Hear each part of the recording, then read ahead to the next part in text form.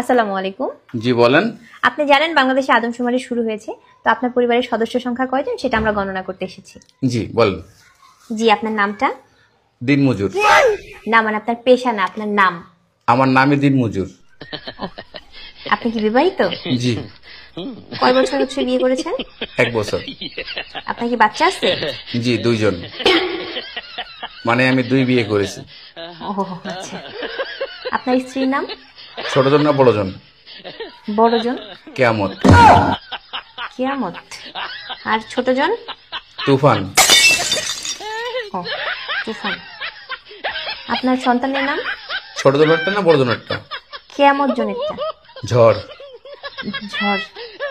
R তুফানেরটা? Cedar. Cedar.